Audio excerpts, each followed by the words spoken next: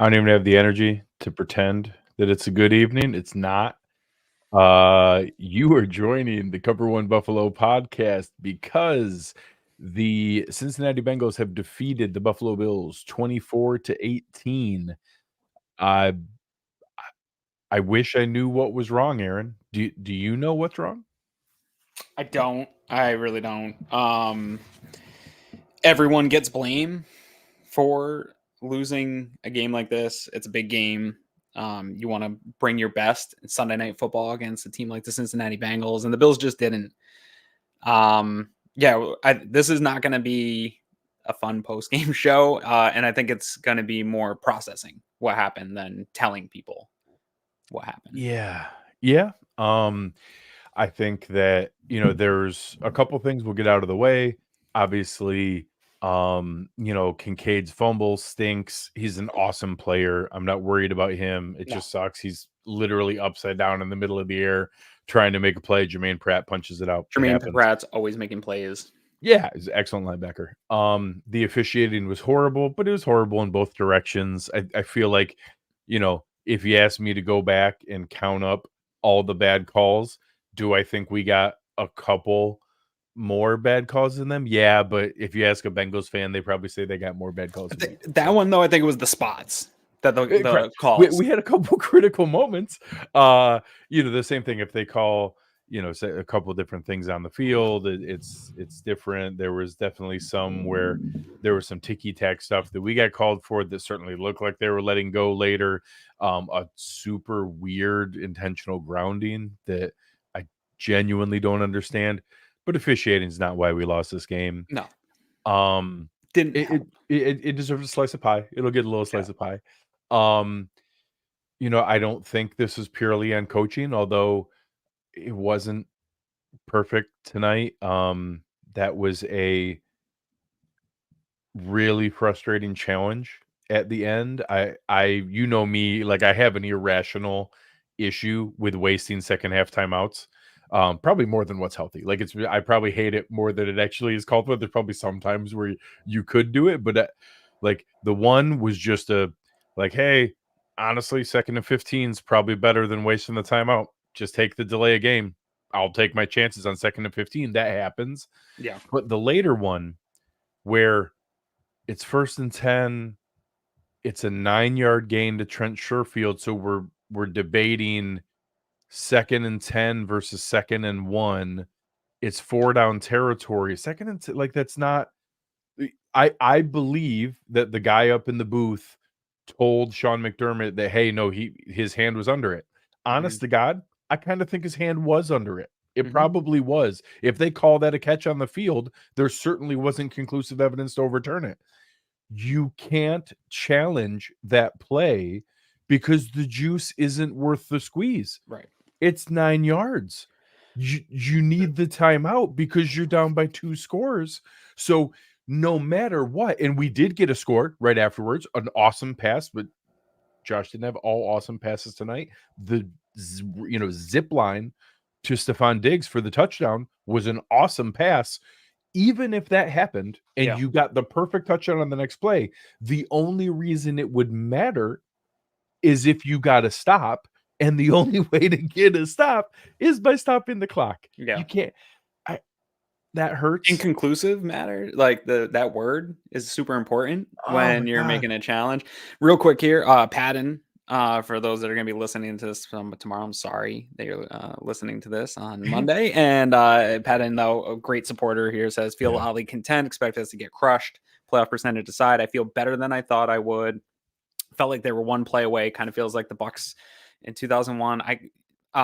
I appreciate that optimism. And I mean, I hope that I reach a moment where I have that same perspective. Here's a couple though, real quick. I want to push back on Steve Lynn, always here, super negative. Aaron is wrong sometimes, for sure. I am. He says the DVOA is wrong. Those false narratives about us being good enough is wrong. Next reality check is against Philly. That last part probably is also true. I mean, Kansas City is also going to be a terrible reality check after that, but there's a lot of things we can get mad at. And I want to have those conversations, and I want to pick apart some stuff and find out what the flaws of this team are. And I'm going to spend more time than is healthy watching this week, all 22, to find out what some of these answers are, because I don't know. But what I do know is DVOA isn't wrong. Like, historically, it is not wrong. Like, you can't get mad. Know, what team do they think held Cincinnati to 3 points in the second half and gave them a chance to get back in the game? The team that's pretty close to Cincinnati, and that the DVOA says is pretty close to Cincinnati. We can get mad at things. Let's not get just mad at the data because it doesn't feel like what we're seeing. Let's not get just mad at there's going to be a lot of piling on. It's just all the coaches' fault, and their coaches are getting some blame in this too. But the issues when you lose a game like this are multiple. And you should be angry, but let's try to find the right things, I think, to be angry at. And I also saw another one here that I want to point out. I might not be able to find it now. While you're searching for it here, what Craig makes a good point. Yep. Giving up 24 to a very good offense with a depleted defense, we lost multiple more. We lost Terrell Bernard and Micah Hyde during the game tonight. We'll find out if either of those are long term. I don't think so, but we don't really know that right now. Tired of our healthy offense not being able to deliver time and time again. We're going to talk about that in just a moment. Here's the one I found it. Astro here saying Dane Jackson sucks. I hope he doesn't get any praise tonight. You might want to turn this off because he might be one of the few guys that I'm actually going to give some praise to tonight. I don't know what game you watched. Legitimately Astro, one of the best games of anybody on the team tonight. Yeah, go ahead. And where was that? Jason, right at the beginning there. Jason's always with us all the time. Really appreciate it. I don't blame you, man. There's been some rough ones this year. We're 5-4. It doesn't feel good. Like I don't blame you in the least. Nope. While we're going around giving out a little bit more, I would say anybody, God bless you if you're watching the post-game press conferences, because there's going to be an awful lot of saying the right things that I don't care about right now. Like, go ahead. You can say all the right things you want in a post-game press conference. I don't care. While we're giving out your slices of blame pie here, Josh had some head scratching throws. Of course, he made some amazing throws. He's a freaking alien. He had some awesome throws. He had some amazing runs. Like, actually, maybe some of the smartest running I've seen him do, like protecting himself, not trying to truck people all the time. You could tell, like, I actually thought Collinsworth did a decent job tonight, despite how obnoxious he can be. Pointing out him like being smart about how he was falling and some of the different things. Brian here saying, why is everything so difficult for this offense? Even in like our Cover One staff chat, I think I didn't post a lot tonight. I wish I understood what was wrong. I wish I like had a thing where I could be like, that's the thing. If we just fix that, like, I don't understand. Like there's a piece of me that thinks, I don't know that we have like an explosive speed element. Like I had a moment where I paused and was like, I don't even know if we have a guy that if we like got him the ball in space, he could break it for a long touchdown, because we need a long touchdown right now. Like I there's pieces of me that I wish we had, they had Cincinnati had a 2nd and long run that they took for 13 yards. It was on 2nd and 12, and on 2nd and 12, they ran the ball for 13 yards. I was like, of course they did. Like, of course they're successful on the 2nd and long runs that I get so mad about. We've gotten other people involved. They actually highlighted what I think was honestly a compliment to Dorsey, where they were talking about the willingness to go to everybody else is why they had Stefon Diggs in single coverage for that touchdown at the end. So it's not like all of it's bad. McDermott, it was a mind-melting time or challenge usage that I'm furious about, but he also made some awesome halftime adjustments to hold Cincinnati to 3 points in the second half. Like, that was excellent. Vincent here, second half D was incredible with being shorthanded, 2 more people out, and they still figured out a way to like let them get a chance back in the game. Yeah. It's just on the offensive side of the ball, you're right. A lot of blame needs to go to Josh Allen. I get it. We're not having any of these conversations of even having a chance against the Bengals and being a good team. Possible without Josh Allen, but he buried this team early. Like, they came out and the scripted stuff looked good. And if you're going to look good in the scripted stuff, you have to give some of that kudos to the coaching. Like, I know we want to get mad at Ken Dorsey. That's fine. There's definitely things in this game that we can get mad about with Ken Dorsey, but like, the emotional reaction from 3 weeks ago, we were complaining they were running too much and it was too much 12 personnel. They go spread, they go up tempo, and it looks pretty good last week. And then this week, they're still employing those things. They're going spread. Greg, they passed. I had it counted at one point. It was like 30-6 passing to running. And that is what everybody in the whole entire internet was yelling. Like, Sean McDermott's got this offense too conservative. They're taking the ball out of Josh Allen's hands. What do we do? We need to spread it out and throw and have a modern offense. Well, they presented that look all night long. Yeah. And I'll tell you right now, I, again, don't have the all 22, so I'm not going to really just dump just on Josh here, but some of those plays that there was that they ran twice in their own territory, and then they were on a 3rd and short, and Josh had Stefon Diggs on the crosser, and he hesitated. There was a number of times where he was hesitant to get the ball out. He was indecisive with the ball. The interception to Gabe Davis, I thought Gabe was open, but he also had 3 dudes also open in the flat, and you didn't have to take that chunk. He was just, he's a little bit erratic. He's a little bit all over the place. And yes, he does make the great plays that keep you in this type of game, but there is we just defer to it's a Ken Dorsey problem. It's a Sean McDermott problem. And maybe they are parts of the problem. And I don't know, like I'm fine. If you want to fire Ken Dorsey, go ahead. I don't think Joe Brady's your answer. And I don't know that anybody walks in and makes Josh Allen led offense less high variance. That's how I feel right now.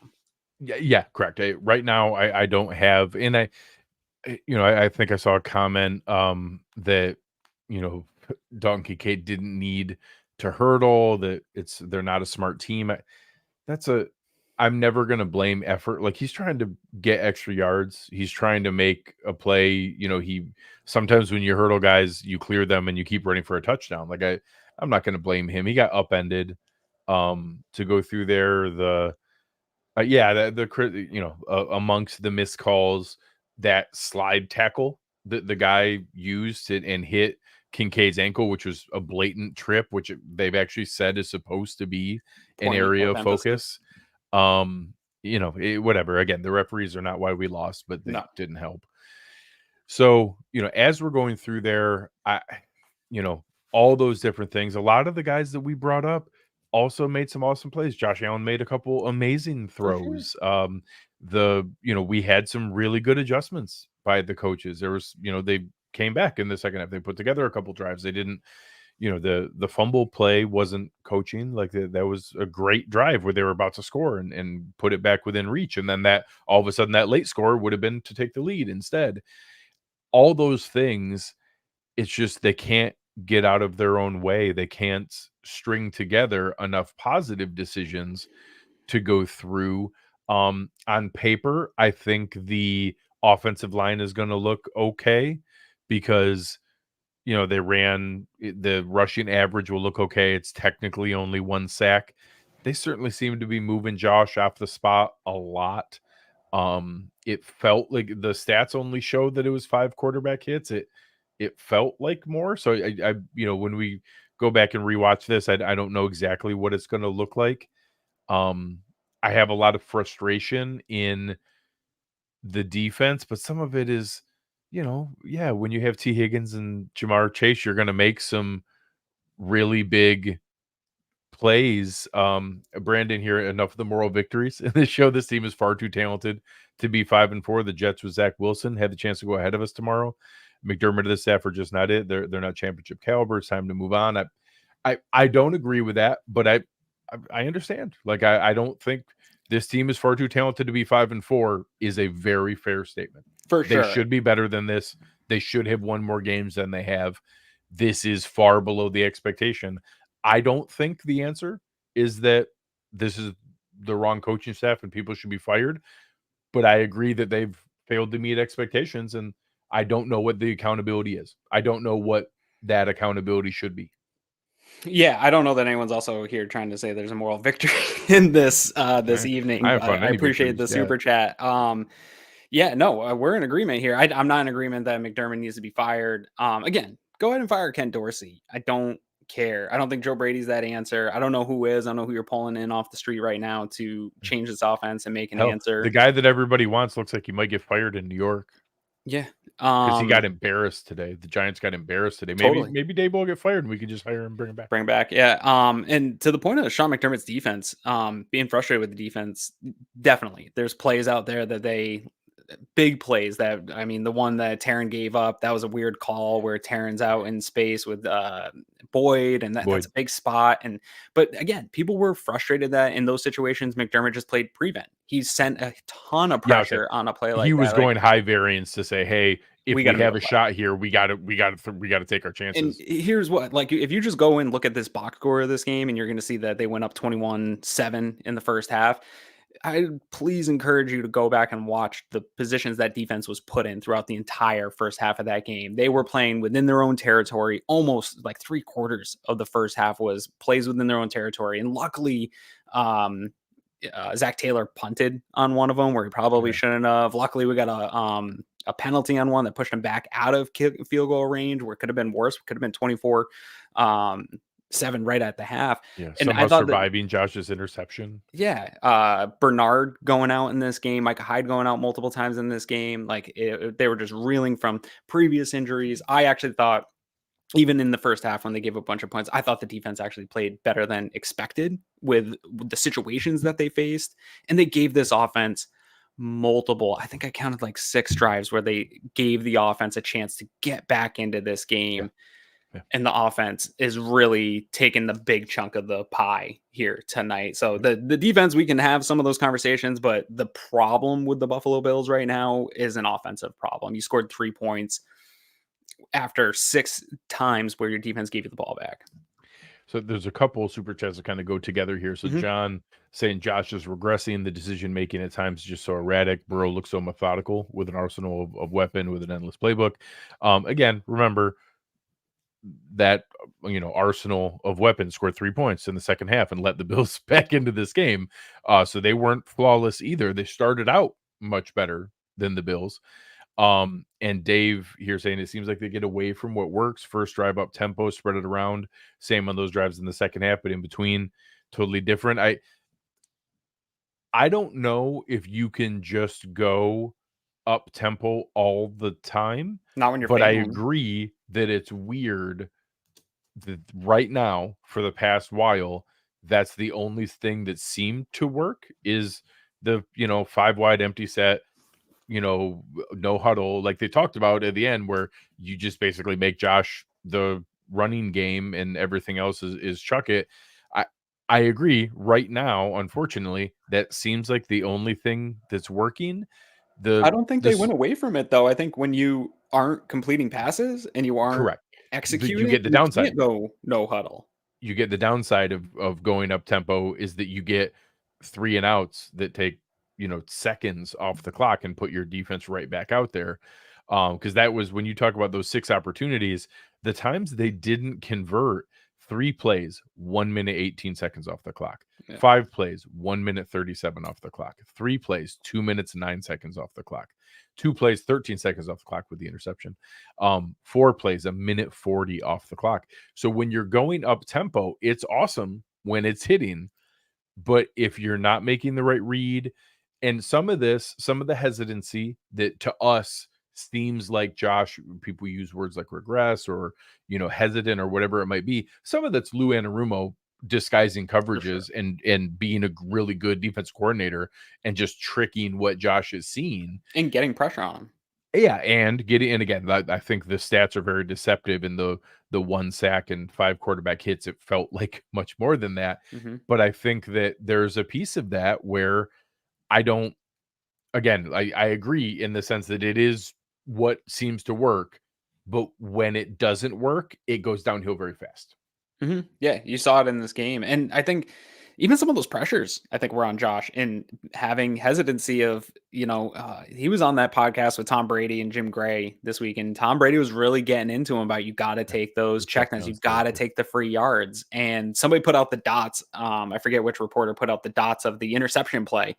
He had James Cook wide open, and Khalil Shakir, I think, was open as well, and Dalton Kincaid. And they weren't for big gains, but there was yardage there to be had. And to your point, Greg, earlier, you're like, who's that guy that we can get in space? Like, I think James Cook is one of those guys where you can get him into space. I think Khalil Shakir is also a fast guy that you can get into space. They So I tried give those one guys a schemed chance. up deep shot to Hardy, and that was it. Yeah. Not one other schemed up touch to him. That was the only target to him the entire game.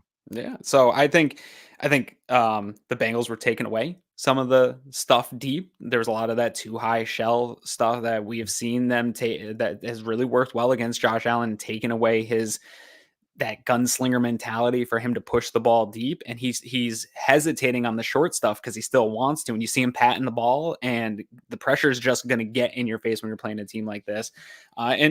Joe Goodberry talked about it. When the Bengals get ahead, their defense is able to play a totally different style of defense. And that played right into and this would probably be where my frustration with Ken Dorsey came, is it plays right into what Cincinnati wants you to do, where you're starting to press and starting to want to push the ball down the field. That's what they want, because it's going to make your quarterback sit in the pocket for longer and allow them to get some pressure on you and get hits. And I don't think they need to establish the run or run more, but in some of those situations where the defense is dictating to you, you might want to try some, change up in what you're doing on offense. So, yeah. And so, Krusty here saying that I still feel like McDermott is too worried about being on schedule, wasting drives, trying to get into 3rd and 2 and just passing on 2nd and 8. That hasn't been the case. They passed the ball 85% of the time tonight. yeah, It was 46, it was 8 handoffs. 46 called passes to 8 called runs. 8 out of the 46 called passes Josh took off and scrambled. But they called a pass play on 46 out of 54 plays. So I understand it feels like this. McDermott did not have a great night tonight from some of the overall coaching aspects. Yeah. Any fingerprints or involvement he has in the offense, sure as hell isn't making him run the ball, because they did not run the ball the entire night. I think there was that one drive where it was they were pretty backed up in their own field position, and they started out with 2 runs and got it to 3rd and 2. Correct. The first one was great. The second run, again, I think it's really hard for us to see it, was execution. The line didn't, the run was there. The line didn't do a good job. James Cook tried to bounce it over, and he just got a 2-yard gain or something. Yeah, and Latavius Murray converted 2 3rd and shorts at the end that technically count as run plays. Those were no different than doing like a quarterback sneak or something like that. So again, I get it. I'm not, tonight's not a night to defend McDermott as an overall decision maker, but that I don't think that was the let's issue yell about tonight. the right things. Correct. We have lots of things to yell about. I wanted to go back to this one, say fans don't want to admit this team has always been high variance, which is accurate. We've actually, just had more of the ups than the downs, so we've gotten used to it. The last part here, there's a piece of me that I don't know how much more we can take. My worry is that the injuries might be a little too much to overcome. I don't think anything long-term is going on with Bernard or Micah Hyde, but you don't know how people react to concussions. I believe, was it officially declared a concussion for Terrell Bernard? He was declared out. I just saw he went to the locker room and evaluated for a head injury and then declared out. I didn't see the word concussion officially, but I guess I'm assuming. I mean, I don't even want to play one game without him, so that's terrible. Correct. So we'll see where that one goes. I don't know how much more they can survive. Armis here. It's time for this team to tank and get a game changer. I don't. So it's it's too late for that. Yeah, this team. They're not. Yeah, they're not. Yeah, I guess I don't know the upside of how talented we are and how much we can survive the injuries and things like that. But we're also too good to tank. So I got bad news for you. I still think this. That's not going to be in the cards. As bad as this feels right now, and I don't want to defend it, but I still think this team is going to find a way to be in position to get in the playoffs, which I don't know if it's going to matter because the amount of injuries that they've sustained. I always talk about getting hot at the right time and all that stuff, but I don't even know with this defense so depleted that they'll be able to get hot at the right time with the amount of injuries that they're dealing with. So, but I do think they will win enough games to be around, hanging out in that playoff contention. The DVOA and all that stuff isn't totally wrong. There's a lot of bad football. I watched a ton of bad football today. Tonight. They played really bad tonight, and they had a chance to win. Yeah. And Cincinnati's awesome. Yeah. Like, they didn't play great tonight, and they had a chance to win, which is dumb. Like, they shouldn't have. They didn't even deserve it to be a 6-point game. Yeah. So The and AFC North Robert, actually might keep us out of the playoffs just because all those shit. I want to say going into tomorrow, right now, all 4 teams in the AFC North are in the playoffs, I believe. might be, yeah. Is right now. So Robert's thing here, I'll be as painfully honest as I can be. He says, I hear what you're saying and largely agree about Josh. So where do we go from here? It's obviously broken and something has to give. There is nothing that I love more than being right and knowing the answer to things and telling people just things that I think are brilliant and really smart. I would say it right now. I would tell you the thing that's broken and what has to give if I knew. I don't. I don't know. I don't understand. I'm hoping I'm gonna make myself rewatch this stupid game. I'm gonna go back and look at a couple other things. I wish I had the thing to tell you. I don't. I don't know what's wrong. I wish I did. I see it. Dorsey's broken in the chats, all that stuff. I mean, this was a Dayball problem too. They were just as high variance and had just as big of stinkers. And Josh had games where it was majority of Josh bearing the team, but then making great plays to keep you in it. Yeah. I think this is just going to be our world. Early on, we talked about the Josh Allen experience. It still exists. Like, he still has the most touchdowns over the last 5, or most touchdowns and most interceptions over the last 5 years. He Both is the modern day most turnovers. He's modern day Brett Favre. Like, he really is. I hope he's a nicer person. I think he is. And I don't think Josh would steal from poor people. I'd like to hope he won't. I'm going to tell myself he would. I'm going to tell myself he would. But he really is a modern day Brett Favre. And I think if you went back into those mid 90s and there was a Packers podcast that did post game shows, they'd have a lot of games like this where it was like, what was he doing? What is this offense doing? We got to fire everybody. And again, he's going to put the Bills in position more times than not to be there and win some of these games. And I love him. I don't want anyone else. It's like when you're frustrated with your kids, Craig, like, they can do better and you want to teach them to not do these things, but he just is the way he is. He's wired a certain way. We're not going to break him from this stuff. I don't necessarily think that it's the offensive staff neutering him. I think sometimes he just gets in his own way, or whatever it is, the low positive he talked about, overthinking things, getting in his own head. He's just still got some of that, and we're going to live and die with him. And tonight we died with him. Yeah. Steve here saying offense changes needed. What's the change if you're stuck on Dorsey? Blame coaches with the blame comes with the job, and if it's not working, then it's the guy in charge. Aaron and I have both said we don't think that Dorsey is the problem, but neither of us are here defending him and saying that he's a great offensive coordinator or that he's a long-term lock. Like, neither of us were rooting for him. Both of us were like, well, if Josh wants him, I guess we'll find out. I hope this teaches them that Josh doesn't get to pick who it is in the future. It's not his choice.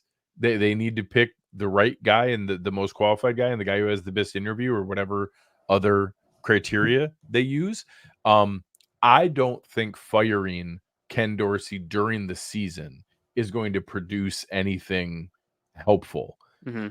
I won't stop anybody from calling for a change in the offseason. And if I thought that firing him and promoting Joe Brady would spark things, I would support it. Sure. Absolutely. Like right now, 5-4, not putting together any offense again until a late rally where you're scrambling and trying for Hail Mary mode. I'm not going to fault anybody for wanting that change. I just don't think it's the answer right now. This is probably my biggest, and it has been since the offseason. Yeah. This is probably my biggest frustration with Ken Dorsey. Sal says Dorsey's game plan, no Davis in sight. Last week we saw Davis get used in tons of different ways. It opened a lot of things up for him. Yeah, and he vanished again. Again, another high variance part of this offense. So my biggest contention with Ken Dorsey is maybe how he uses some of the weapons that they do have. Like, honestly, I'm kind of shocked that I'm sitting here looking at this box score and Stefon Diggs had 6 catches for 86 yards on 7 targets. Like, I felt like he was pretty silent throughout the night, and that's not a terrible game, but they didn't scheme him up in some of the situations where you'd like to. James Cook, another one. Again, you talked about who's that guy that we can get to break some big plays. Like, finding a way. I don't know why the Bills cannot.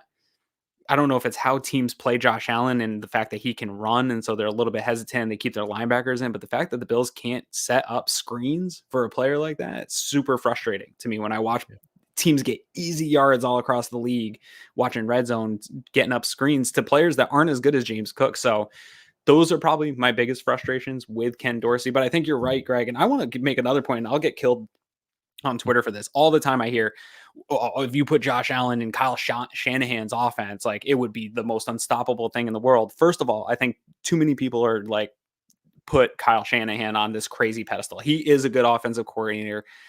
He also gets quarterbacks killed. That system, like, I don't think that Josh Allen is the quarterback for a system that is like the Kyle Shanahan one, because I still think Josh Allen's going to make some of these silly throws. I think he's going to hold on to the ball longer than Kyle Shanahan wants.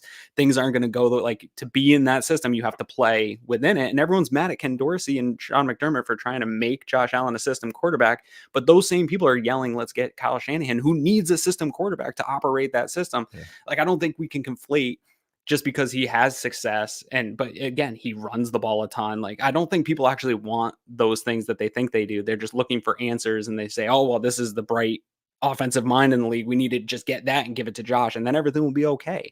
I don't think that's the fix.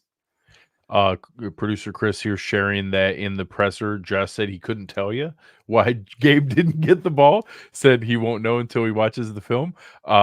So, not the most reassuring answer, but I guess some honesty there. And Brian saying maybe it's Joe Brady, got to get in Josh's face. Sure. I don't know who needs to rattle Josh's cage. I'm also willing to, we saw that Josh wasn't even doing his normal warm-up today and getting his shoulder worked on. He was also running and protecting it. So maybe some of the missed throws or the hesitancy, maybe he doesn't feel like he has it. Also, I think that first throw to Kincaid where Collinsworth was kind of making fun of how much he rifled it to him, which was the only target that Kincaid didn't catch. He caught 10 of his 11 targets tonight, was that first one that was a freaking crazy laser to him. Andy here asked a question that I think I know the answer to, but I won't lie. That final play, it did kind of creep into my mind of, I do think they're easing him back. I don't think Von is back to the best we're ever going to see again. But in that final moment, the previous Von Miller makes that play and tackles Joe Mixon for a loss. And I don't know exactly what happens from there because the clock still runs and we get the ball back with, it's probably like 50 seconds left. Josh Norman got held on that play too, but whatever. Yeah. Add it to the list. He probably gets stiff armed all the way for the first down. Do you have real anxiety about Von Miller, or are you still thinking like he's just working his way back? I think that he's still not a year removed from this injury. It happened on Thanksgiving. It's not even Thanksgiving yet. Actually, I was going to say it's November 5th, but we're actually past that. It's November 6th now because it's so late. It's so late. It's past midnight.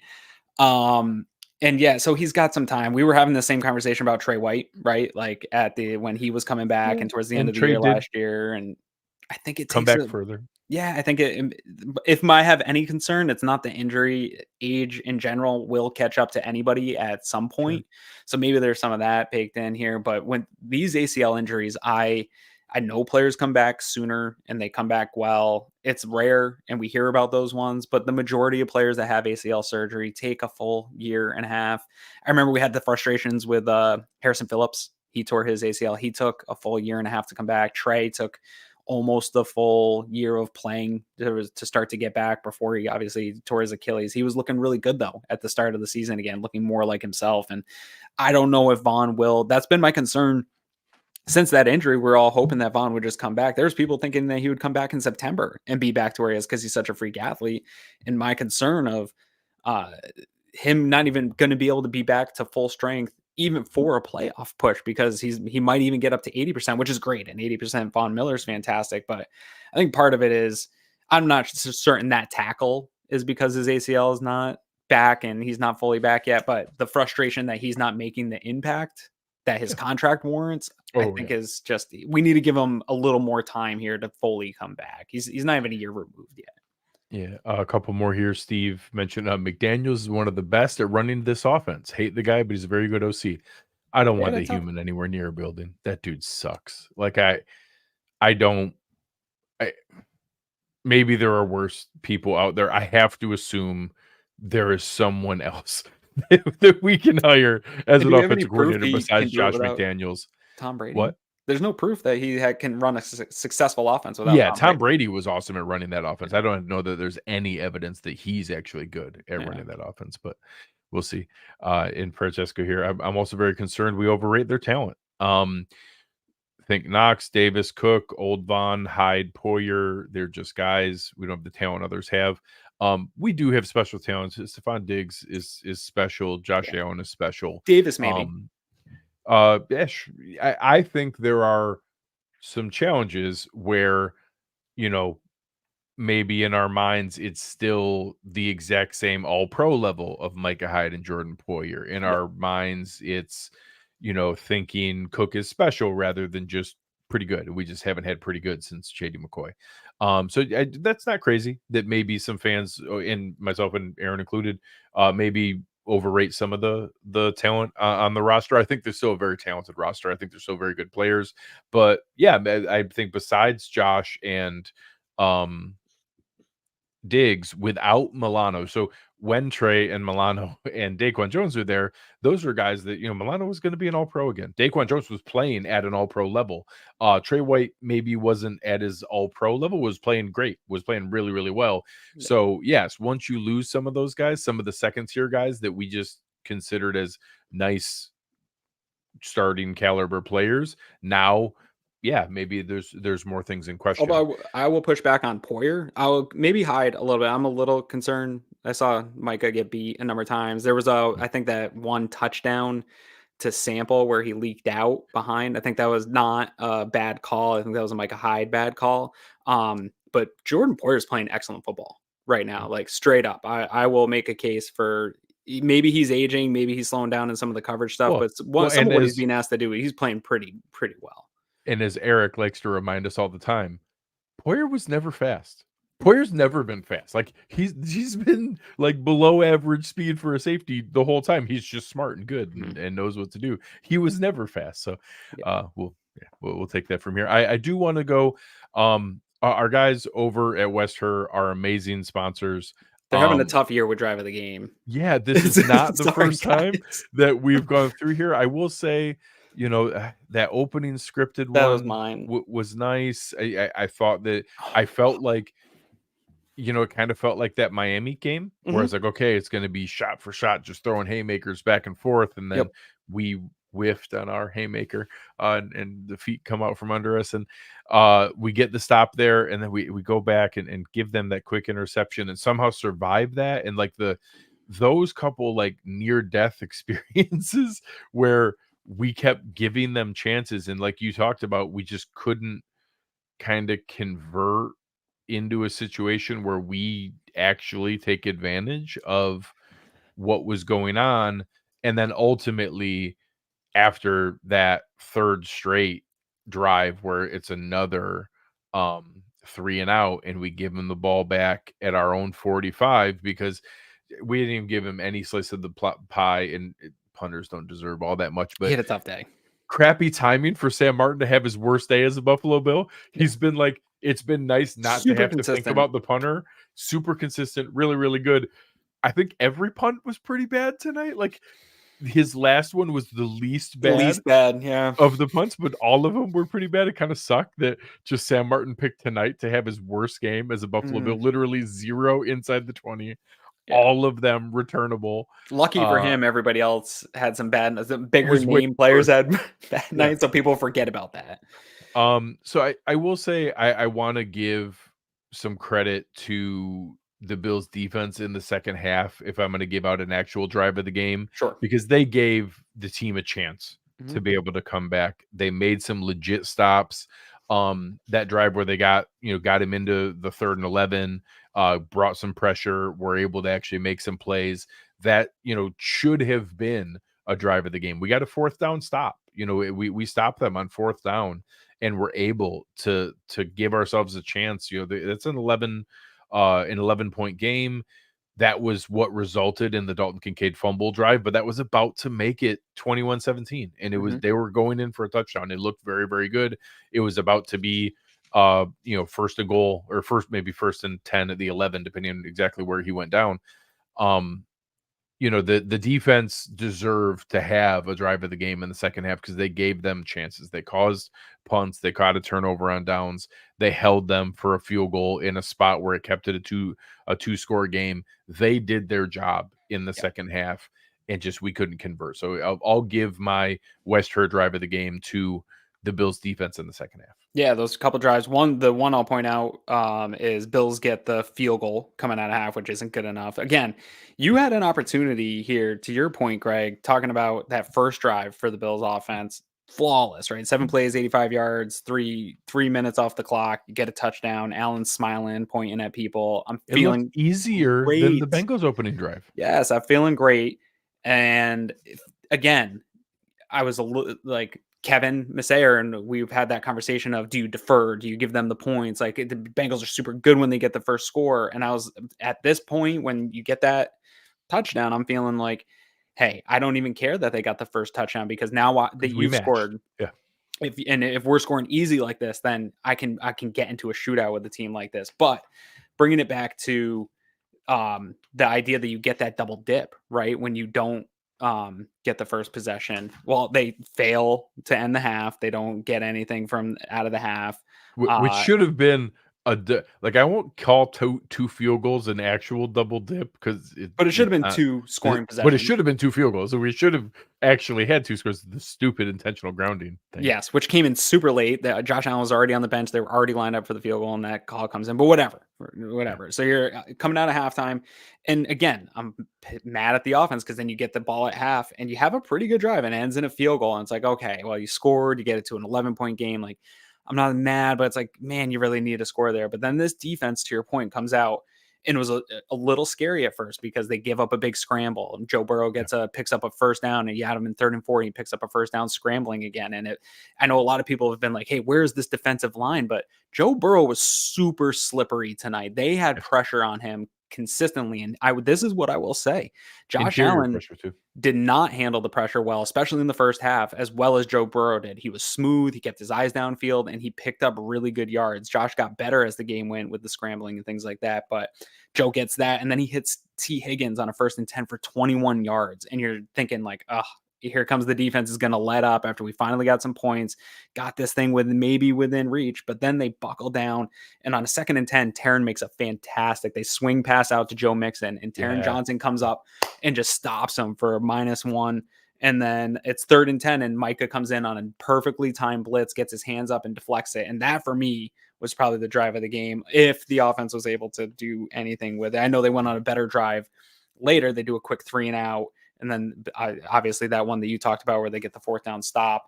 But yeah, kudos to the defense on those couple plays. And Greg, this reminds me so much of last year. How many times did we get on this post-game show and talk about coming out of the 3rd quarter and your defense picking up multiple stops and giving your offense a chance, and you get a 3 and out, or you get some type of turnover, and it just blows whatever the defense handed to you. So I love that you brought it back to the defense, and I'm with it. Yeah.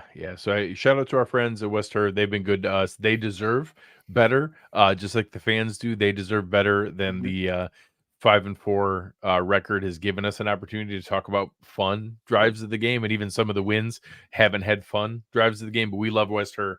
We love the folks over there. Make sure you check them out for all your automotive needs. They're not only the largest automotive group in New York State, also one of the biggest employers in Western New York. So great for our communities, and really help and do a lot of good things for them. We appreciate it. And in all that, maybe Dane Jackson probably deserves like a car or something from Western, because on it, like, a lot of people have dogged on Dane Jackson. I've been a supporter of his adequate ability to play. He played above adequate cornerback today. He had a really good game today. They traded for Rasul Butler to basically put him on the bench. And for that type of response from him to come out and probably have his best game as a Buffalo Bill throughout this game speaks to the character of a Dane Jackson. That's why coaches love guys like that. So I know people don't want to hear it, but having that type of resilience is why he's so loved in that locker room. Yeah. he'll get a Levi Wallace contract next year. Yeah. He'll get like 3 years, $12 million. Somebody And will go pay him play to be in poorly somewhere else, and we'll to get him go back play up to somewhere else, and then he won't look all that great. Yeah.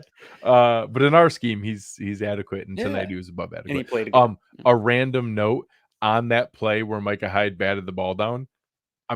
I'm 84% sure Rasul Douglas was going to have a pick six. He looked like he wanted, like he thought he had it. Yeah, so I don't know if he was going to have a pick six. I'm 100% certain Rasul Douglas thought he was going to have a pick six. Yeah. And was really mad because he had it pegged that they were going to Jamar Chase, and he had already broken on the ball and was going to make a darn good effort at it. Yeah. We probably needed one of those kind of plays tonight that we need. And I mentioned in the Cover One staff chat, we needed a strip sack fumble. We needed something to just get it flipped the other way. Yep. Also, while we're giving out flowers to those guys, I want to see more Linval Joseph. Like at his age, what we saw from him, I'm pretty happy. I want more of that. He threw an offensive lineman with one arm, and then another play he did body like slam Joe Burrow on the literally like a Greco-Roman or like a freestyle wrestling like crotch lift to Joe Burrow and threw him backwards like 4 yards. So he may no longer be like the strongest man in the NFL, but he's still really freaking strong. Got some juice. He is still I'm totally good with him giving us 15-20 snaps a game. RC here saying how tight this game was. We just need one more weapon to step up. Kincaid and Diggs plus one more. I get that feeling. We also, Khalil Shakir looked pretty good tonight.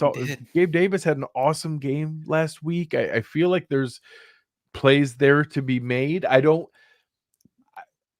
disagree that I feel like I wouldn't mind having like an explosive like weapon as another outside receiver. And if it turns out that way in the offseason, that Gabe Davis goes and gets an awesome contract somewhere and we draft one of those like crazy speed demon guys in the first round, that'd be fun. Like I think that makes sense. If I could control who is going to be on the board and how those things work, I would do that, but I can't. Like, it doesn't always work that way. We saw that run at wide receiver in the draft this year.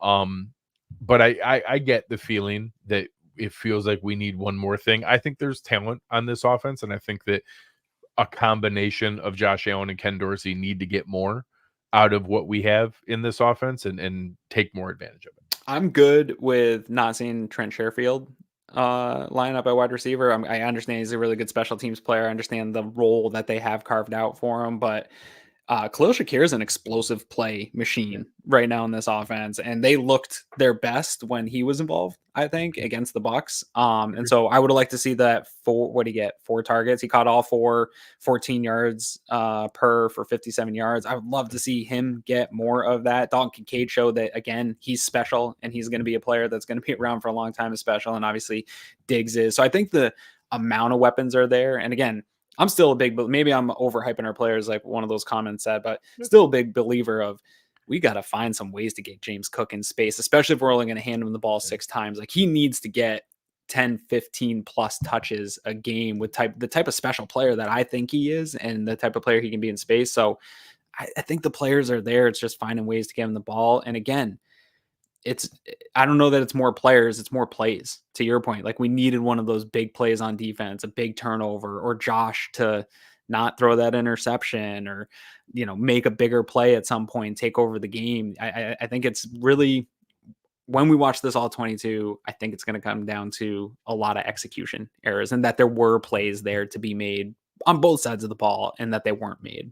Yeah. So a quick request here for the folks who have suffered through Aaron and I processing this and honestly telling you half the time we don't know what the answer is. Anything. I got nothing. That we don't. Yeah, I got nothing. At least press the like button for us, because we're trying here to work through it with you. At least press that like button so that you can let other people know that we're worth suffering through. It's almost 12:30 in the morning.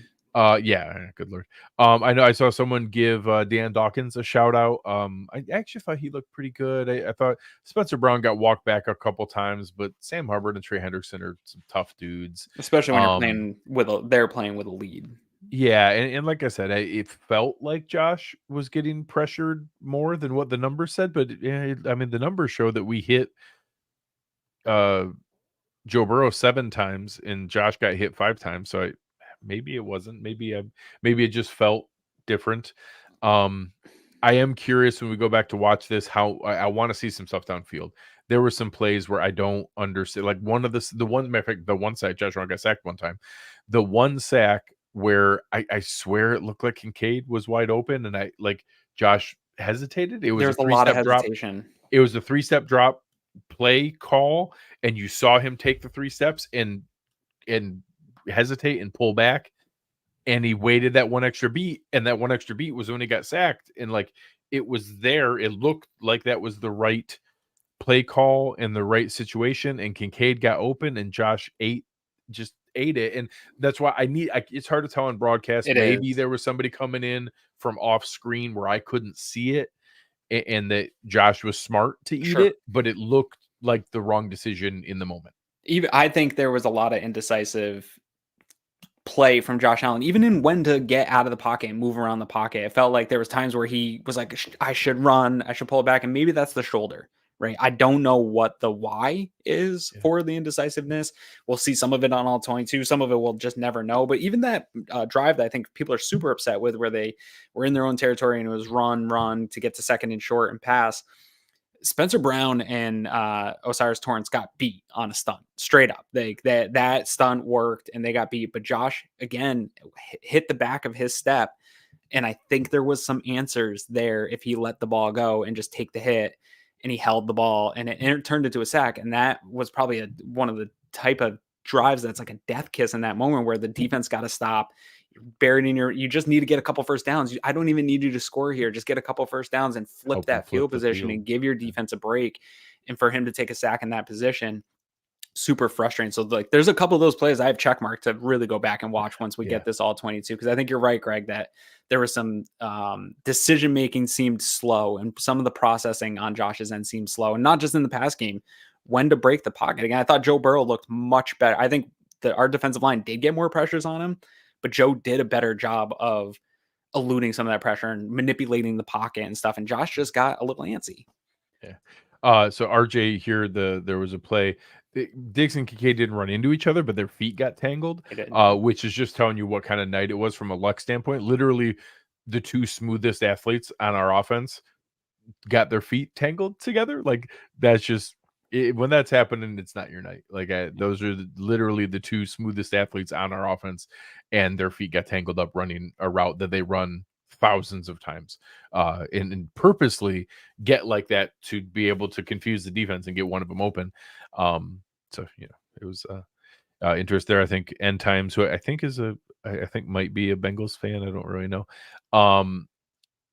He's not wrong. That there are a couple of different spots where they didn't convert, and that also another comment he made about that we actually did a pretty good job with Higgins and Chase, but we got beat by their tight ends. I didn't know Tanner Hudson was a human who existed before tonight. I at least knew who Drew Sample and Irv Smith Jr. were. I didn't even know Tanner Hudson was a guy in the NFL, and he was making legitimately impactful plays.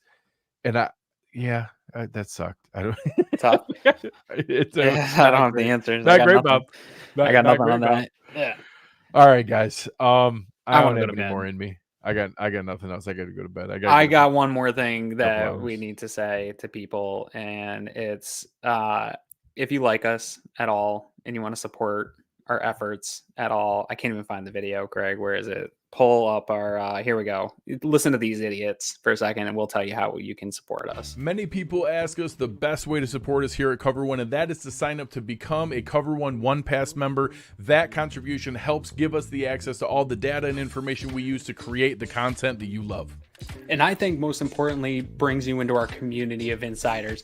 It's a great community based on Slack. I know a lot of people don't want to be on social media anymore or be in on those conversations. We bring all of it to you right in our great community of educated fans. And most importantly, you get access to our content creators. Even better than that, everybody loves merch. You get awesome t-shirts, a cool decal, and a letter from the Cover One team signed directly to you. All for $60. That gets you the entire season, next year's free agency and draft. $60. Click the link in the description. Cover One Insider. Become one today. Heck, I'm not above it. I'll take pity likes. I'll take pity signups. Like if you just feel bad for us that we went through and gave you guys content here to process and you just feel bad, yeah, I'll take that. And I did someone here I think the show needs more confetti and balloons on Greg's cat. correct. Somebody did give me a thumbs up like earlier, and I still don't understand how it's happening. I still don't understand what platform they're doing it from, how it's working. Keep doing it for them though. We're live in a couple different places, so I don't know. I don't know Don't who's do it to doing me. it. I Don't wish do I understood how. Maybe it's just you and Chris messing with me, and I just don't know. I will say we might have had a little bit of false advertising tonight in the idea that Slack is like a cool place to be. I haven't checked the Slack channel yet, but I bet it's not. I bet it was not cool tonight. It's not great tonight. It was super not cool. Oh, Get all to right, bed, guys. Greg. Get out of here. That's all we got. I got to go to bed and get up and get on an airplane. Not happy about that. We're still working on nailing down a guest here for the Broncos preview, but we'll work on that. We'll be here for you. We got a couple different things going. Again, give us a like, give us a rating, give us a review, make a comment. Tell us if we're idiots. Tell us who should be fired. Leave a comment in the YouTube comments. Give us the top 3 of who you would fire. And we'll go through and I'll look check there, it so. maybe by Wednesday. RJ saying Slack was still cool. We're all miserable in it. So yeah, good. Hey, We misery loves appreciate you, company RJ, for sure. All right, guys. We appreciate it very much. On behalf of awesome producer Chris Kepner and Aaron Quinn, I am Greg Tompsett. You've been listening to Cover One Buffalo, and we